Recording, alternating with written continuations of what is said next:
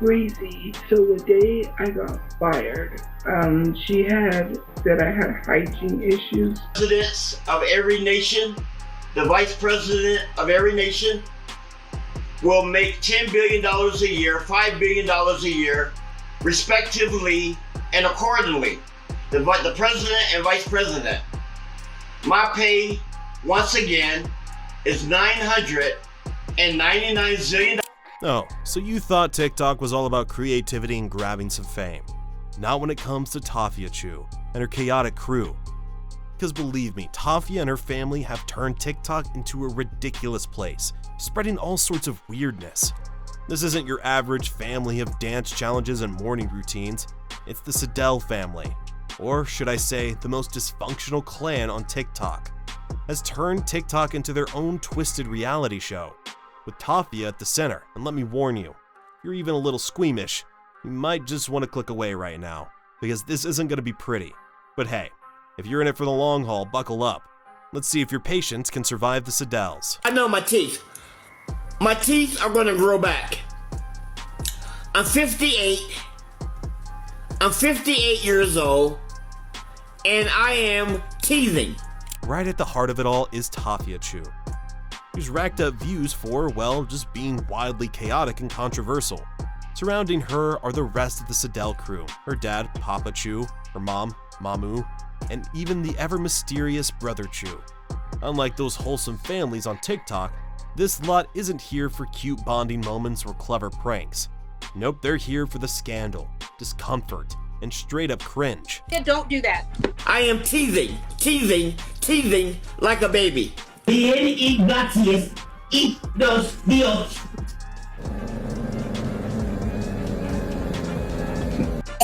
No, you gotta run up. So what makes them so infamous? Each one brings their own brand of chaos. Papachu, she went viral for live streams that are equal parts awkward rants, weird complaints, and finger pointing at anyone she thinks is out to get her. Then there's her dad, Papachu, who's basically the TikTok version of a walking red flag.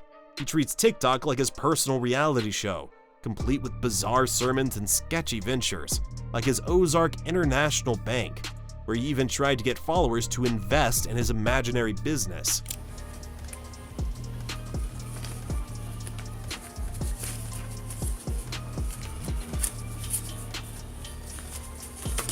And we haven't even mentioned his, let's just say, less than appropriate content, which yes has led to multiple police visits.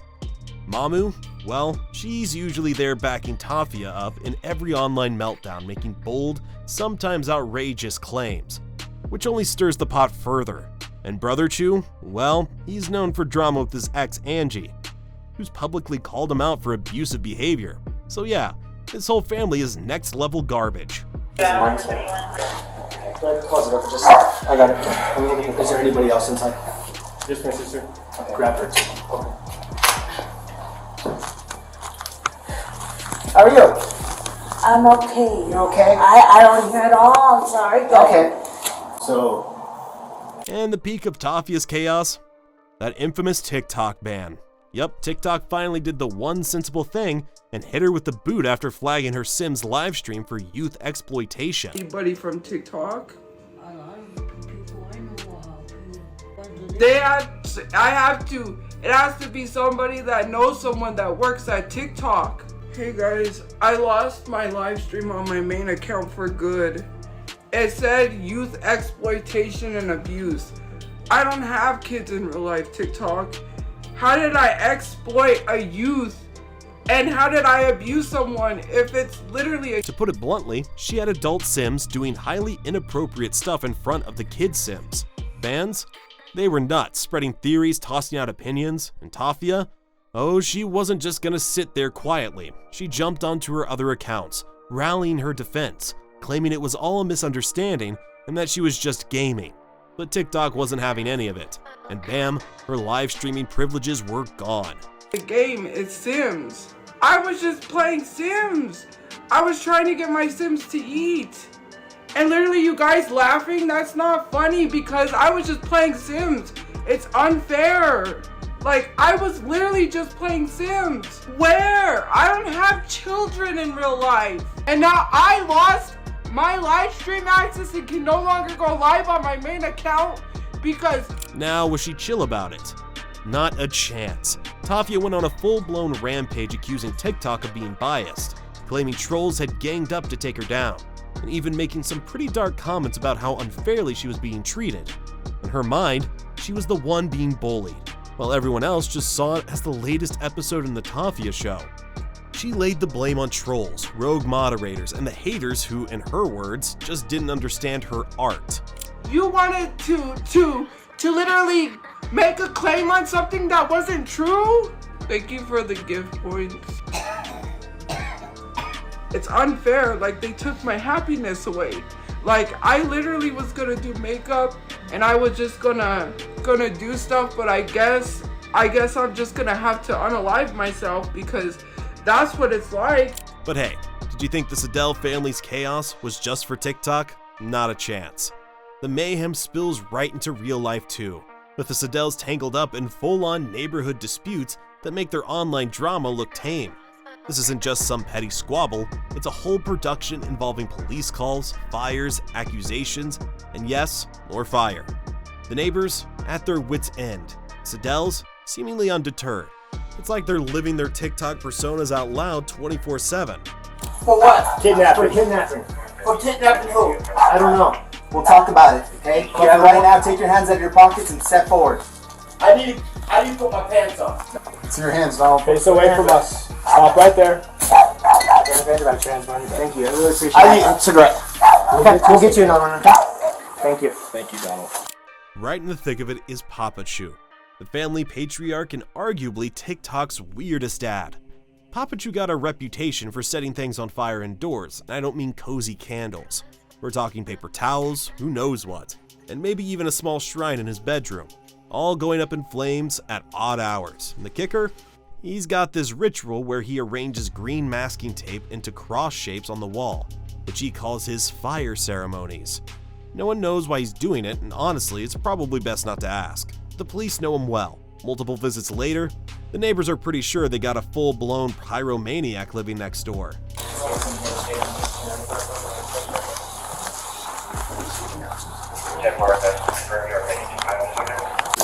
Donald, I need you to come out, okay? Police department, you're being detained. You're not free to leave. You have a police department. You have a warrant for your arrest. I need you to step out, okay? Come over here, Donald. I can't do that. You have a warrant. I can't do that, sir. You do not comply. Force will be used against you. This is the Albuquerque Police Department. We're police officers. You are under arrest. You're not free to leave, okay? We need you to comply with us. We don't want to have... And while Papachu's out here channeling his inner arsonist, Tafia's busy stirring her own pot. Anytime things get heated, she's quick to jump on TikTok Live, pointing fingers at her neighbors, accusing them of trying to start trouble with her and her brother. According to Tafia, the neighbors have it out for the Sadel family, always pushing Papachu's buttons and even provoking her brother to snap back. But the story doesn't stay the same for long. One minute, Tafia's railing against the police for not siding with her, and the next, she's on about how terrified she is of them. My family, and you didn't even have the decency to even tell him to stop. I don't get the police involved unless it's someone from the internet. Otherwise, the police don't come down here. Not once have I ever called the police on my father. You don't know shit about me. But oh, Papachu's eccentricity doesn't stop at the home fires or his awkward neighborhood battles. Online, he takes on a whole new identity as Ezekiah Mariah Fuzaro, self-proclaimed mastermind behind Ozark International Bank, a completely fictional bank he somehow convinced himself, and maybe a few unlucky followers, is real. This bank isn't just your run-of-the-mill sketchy scheme, he even created something called Byzantine Membership Program, and went as far as sharing step-by-step investment instructions, and has anyone fallen for it yet? Who knows? The audacity is there, and it's almost impressive in a wildly concerning way. With any person he thinks is female in the comments. This has happened more times than I can count, but here are some of the, well, I don't know if best is the right word, but that's what I'll use.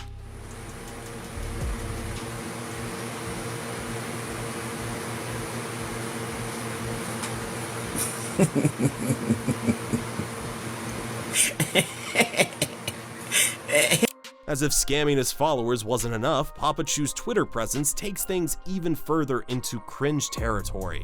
His posts include explicit images that are, well, disturbing, is putting it lightly. But Papachu, not fazed at all. He's got his self-proclaimed spiritual authority to back him up, giving sermons online where he dives into bizarre religious rants, and the internet can't decide if he's delusional or just really committed to this act.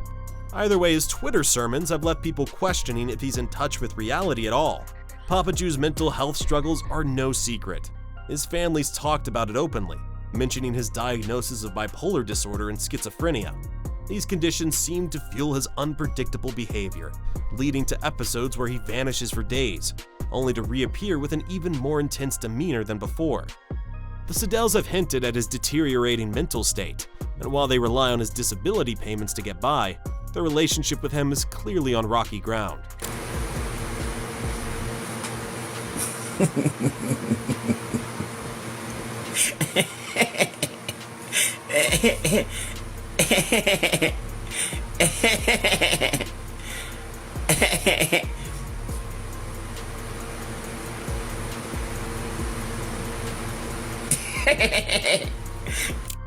And then there's the chatter about Papachu's associations with, let's say, ladies of the night.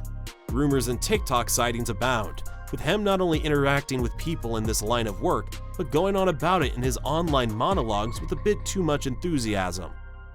Between these questionable connections and his eyebrow-raising posts, people can't help but speculate on what's going on in his head, or if he even knows himself. That dirty shit. That's all you have to say. Just say stop sticking your tongue out. Okay? Okay. What do you have to say about Ozark? I kind of want to join. Get off the phone, Donald, and stay off. All in all, Papachu's mix of pyromania, online scams, explicit content, and pseudo-religious rants makes for a character that feels pulled straight out of a bizarre movie script. His antics have strained relationships, dragged his family through neighborhood feuds, and only added fuel, sometimes literally, to the Sadels' reputation as TikTok's most controversial clan. And as they face off against the world, whether it's TikTok trolls, nosy neighbors, or baffled viewers, one thing's for sure, the Sadels are never short on drama. Get off the phone. Maria, this might be a good call. No, it's not. I don't care. You don't have Ozark. Just hang up. I gotta go. And just when you think it was too much to hear about their unsettling pet drama, their dog Hershey has become a twisted mascot for all the wrong reasons, with fans noticing that Hershey's living conditions are about as bad as you would expect from his crew. So anyways, I was sitting here, the door was cracked open, and I hear, like, two dogs fighting, like, attacking each other, and I said, that's Hershey, because I recognize Hershey's growl anywhere. And so this big black dog ran up to my mom, ran up to Hershey. The door was cracked open. I thought, because the area we were in, I remember I had seen wolves and stuff, so I thought it was a wolf. Until I looked, I got up to go out the door to look. This black thing went that way, this black thing went this way, Hershey went this way. I opened the door, and there's this big dog chasing Hershey until we managed to get the dog in. I went real quick to close the door. Hershey had gotten out, and then it's sitting right there. The owner is in the door. The other owner is in here. Their dog is sitting right there. They decided to go. Apparently, taking the poor dog outside was a rare occasion. Instead, the Sadels reportedly trained Hershey to relieve himself indoors, and not just anywhere, in old McDonald's cups or on puppy pads strategically or lazily placed around the house. It gets worse. Disturbing clips surface showing Hershey reacting aggressively, likely from stress and, let's be honest, pure boredom. Sadel home has already gained a bit of reputation online for its lived-in look, complete with rumors of infestations and general neglect. So Hershey's grim situation just added to the pile. Longer with us. Hershey ran out the Slidell's front door during an altercation with Tofia and her neighbor. So anyways, I was sitting here, the door was cracked open, and I hear. Then in 2024, she decided to foster a cat, though foster might be a bit generous. From the start, viewers were suspicious, with many thinking she might just be trying to soften her image by adding a furry friend to the mix. But things took a dark turn pretty quickly. People started noticing that during live streams, the cat would be screaming in the background. And to everyone's horror, Tafia was spotted feeding it the same dog food she used for Hershey.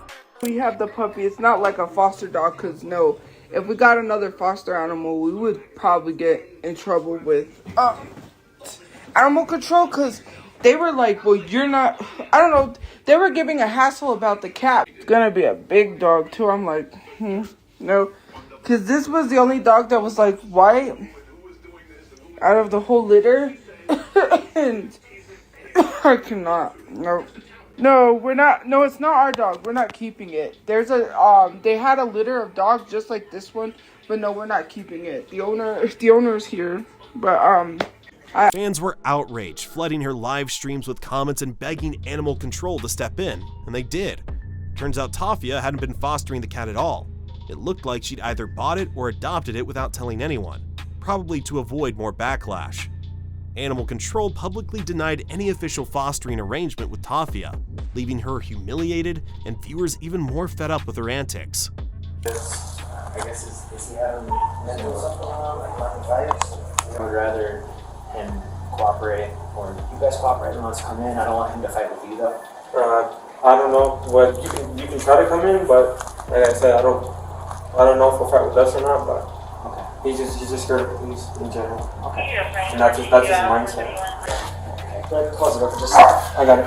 I'm looking at. Is there anybody else inside? Just my sister. Okay. Grab her too. Okay. In Hershey's story, somehow it got even darker. In a random live stream, Tafia casually mentioned that Hershey had disappeared, claiming the dog ran off during a spat with a neighbor.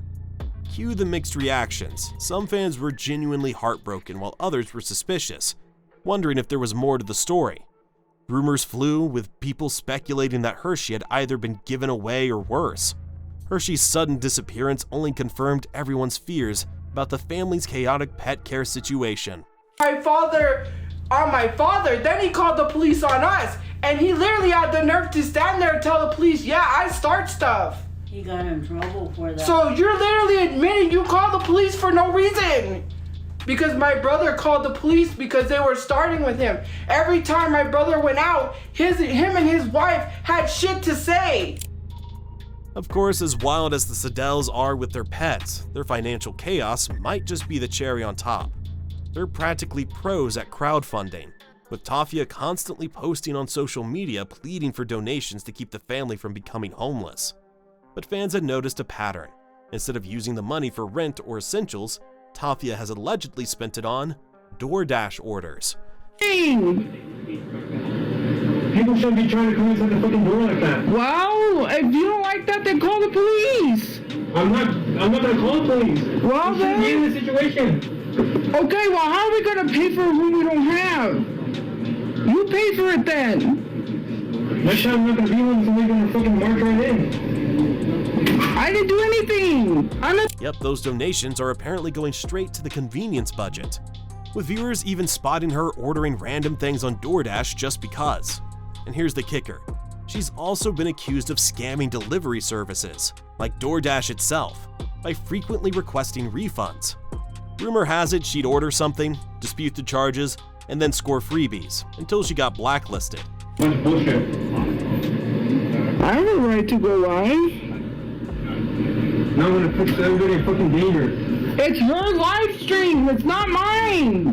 You tell her about her live stream.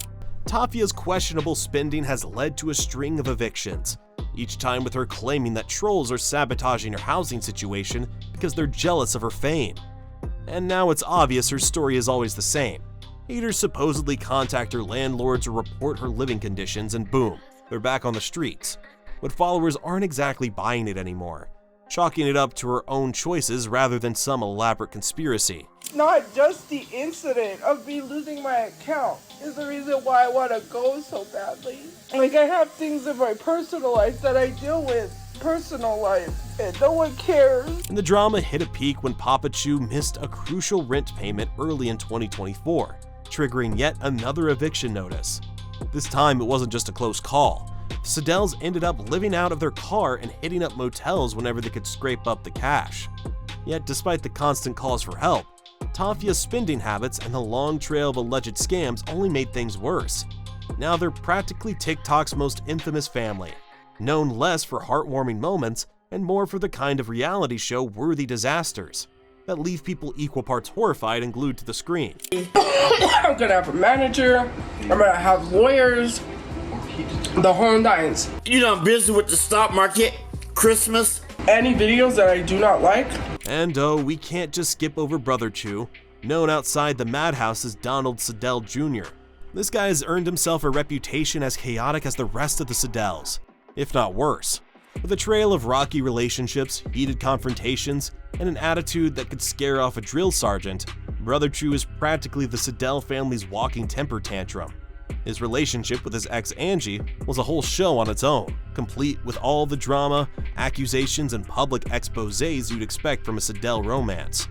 Angie's not one to stay silent either. She called him out on TikTok for everything from verbal jabs to physical confrontations. And then there's the cherry on top. Brother Chu's revenge tactics. He went as far as to dox Angie, posting her personal info online and even tossing her belongings out like yesterday's trash. It's a move straight out of the Sadel playbook. Revenge, public shame, and a big "I dare you" to anyone thinking they can call him out. Naturally, it caught the attention of fans and critics alike, fueling the ongoing Sadel soap opera. Just because you're ugly. Shut the f up.